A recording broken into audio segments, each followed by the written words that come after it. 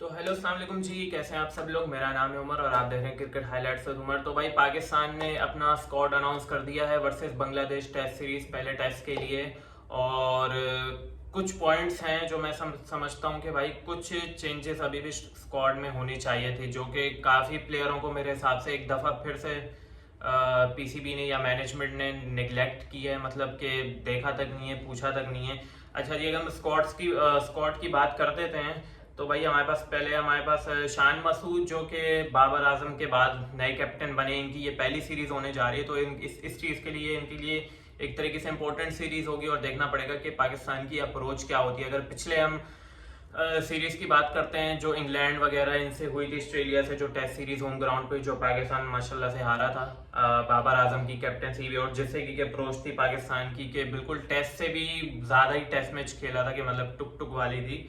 तो अब ये शान मसूद नए कैप्टन आए हैं, तो भाई देखना पड़ेगा कि कल क्या अप्रोच आती है पाकिस्तान क्रिकेट टीम की बांग्लादेश के खिलाफ। वैसे बांग्लादेश छोटी टीम है नो डाउट, लेकिन अगर स्क्वाड की हम बात कर लेते हैं तो भाई अब्दुल्ला शफीक ओपनर। अच्छा जी, अब पाकिस्तान ने पता नहीं ये शान मसूद का आइडिया है या किसका है कि भाई अब सैम अयूब को एक दफ़ा T20 से एकदम उठा के टेस्ट टीम के अंदर डाल दिया है। और वो जो इन्होंने अभी ये जो चार्ट आ रहा है इसके हिसाब से ओपनिंग करेंगे भाई सैम अयूब अपना अब्दुल्ला शफीक के साथ। तो वही पूरा वो डेविड वार्नर वाला अपना पाकिस्तान का उभरता हुआ डेविड वार्नर कह सकते हो भाई। अच्छा जी, वन डाउन हमारे पास शान मसूद या बाबर आजम में से डेफिनेटली कोई एक हो गए।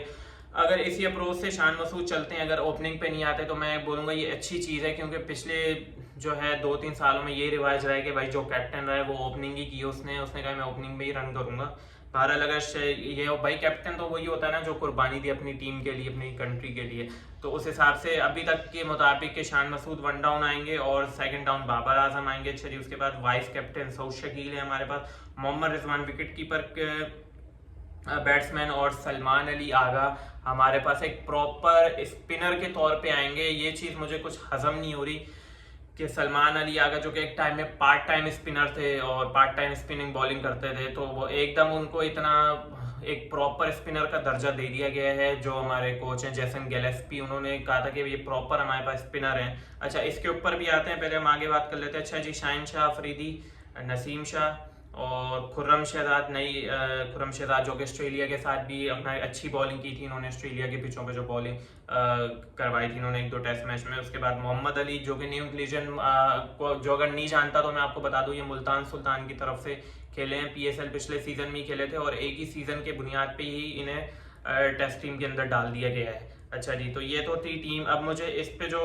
एक पॉइंट समझ नहीं आ रहा कि सलमान अली आगा को आप एक प्रॉपर स्पिनर के तौर पे कैसे लेके आ रहे हो भाई। एक तो वो पार्ट टाइम स्पिनर है, जो पिछले अगर उनके रिकॉर्ड्स देखें हम बॉलिंग के अंदर, तो टेस्ट मैच में कोई इन्होंने खास इतना वो किया नहीं है। जबकि आपके पास एक प्रॉपर स्पिनर अबरार अहमद पड़ा हुआ है, जिसको आपने बेचारे को एक सीरीज खिलाई इंग्लैंड के साथ, उसके बाद उसका अता पता ही नहीं है वो बच्चा गया कहाँ है।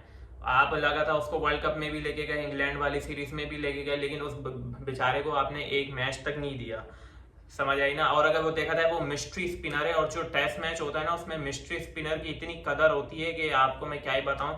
आप इंग्लैंड वाली सीरीज में अभी भी रिकॉर्ड उठा के देख लो अबरार अहमद के कि उसने 10 विकेटें ली थी भाई, आसान नहीं है। उसके अलावा कोई और स्पिनर या कोई बॉलर नहीं ले पाया था। तो ये मुझे मैनेजमेंट की बिल्कुल समझ नहीं आती कि भाई आपने उस बेचारे को इतने टाइम से बिठा के रखा है कि क्या वजह है कि क्यों आप उसको नहीं खिला रहे। हालांकि बांग्लादेश की टीम है, कोई ऑस्ट्रेलिया की टीम भी नहीं है, छोटी टीमों के साथ भी आपके इतने मैचेस हुए, आपने वर्ल्ड कप में उसको बिठा के रखा, उससे पहले इंग्लैंड वाली T20 सीरीज में आपने उसको बिठा के रखा। वो उस टेस्ट सीरीज के बाद वो है ही नहीं, उसको ले लेके घूमते लेकिन उसको खिलाते एक भी मैच नहीं है। तो मुझे ये चीज़ बिल्कुल हजम नहीं हो रही कि क्यों उसको नहीं खिलाया जाता भाई।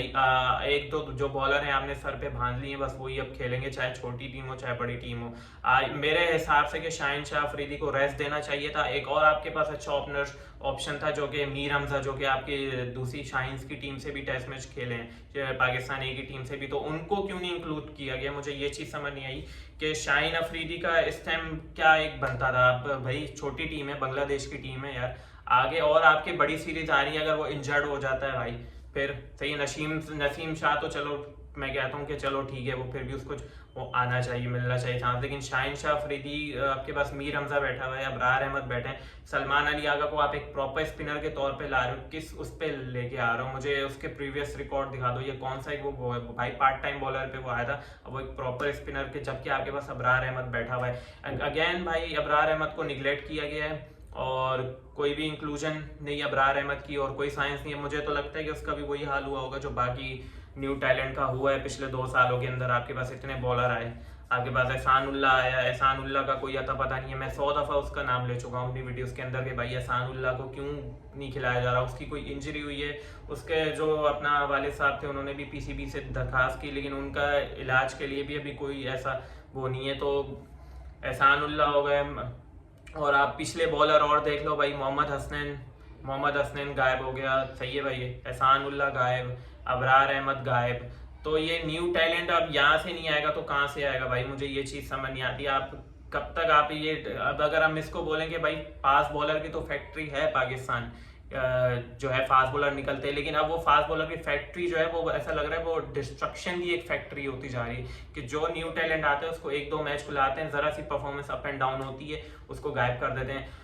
जमान खान का इतना शोर पड़ा शुरू में, ठीक है भाई, उसको बेचारे को एशिया कप में लेके गए, वो उसने वहां पे अच्छी बॉलिंग की, मैच उसने बना दिया था श्रीलंका वाला, अगर आपको याद हो।